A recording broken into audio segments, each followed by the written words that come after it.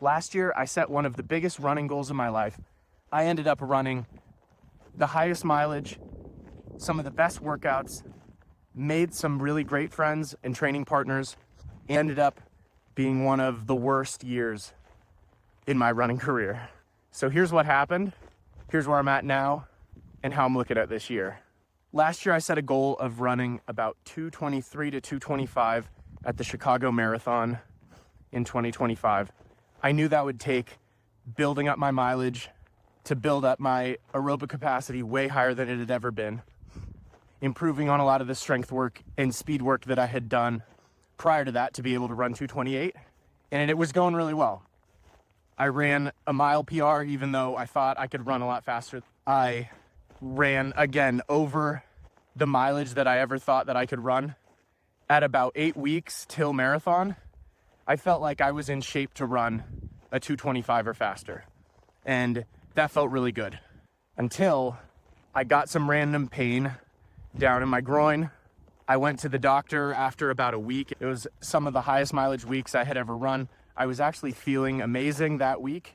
I remember telling a friend of mine that I thought that I could run even more mileage, but I was holding myself back a little bit just to be cautious and just to be intentional with the amount of mileage I was running initially before the block actually started.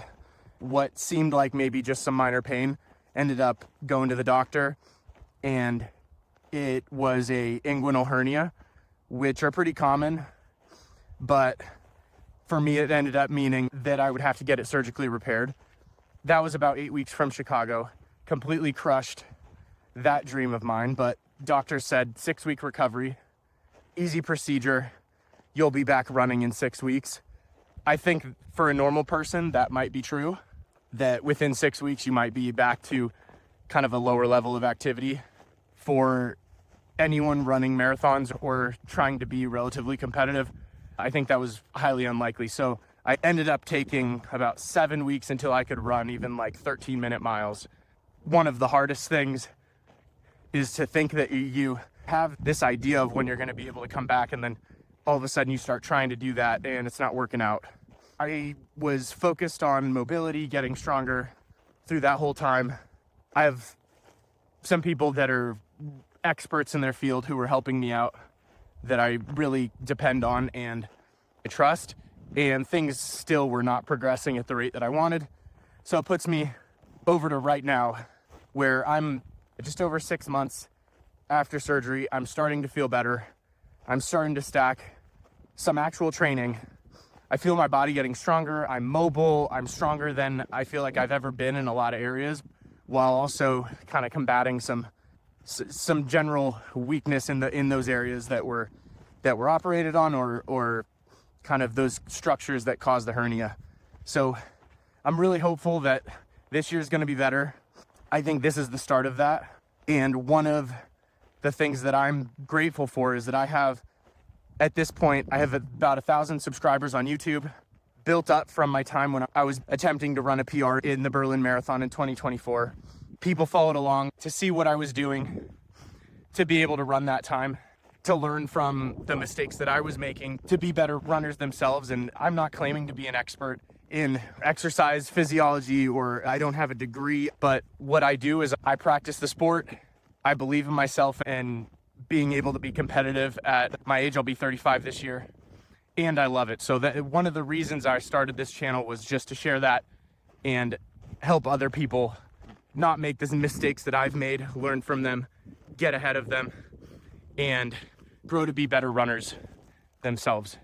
So this year, my goal is to run a 220 marathon at Chicago in 2026.